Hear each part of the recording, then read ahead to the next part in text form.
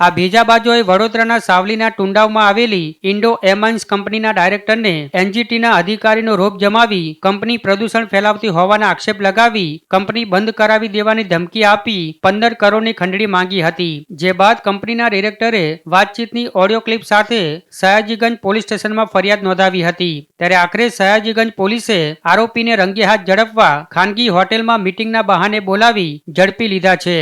સયાજીગંજની ખાનગી હોટેલ ખાતે ભેજાબાદ સુનિલ મહિડા કારમાં લાલ ભૂરી લાઇટો લગાવી બાઉન્સર લઈને આવ્યો હતો।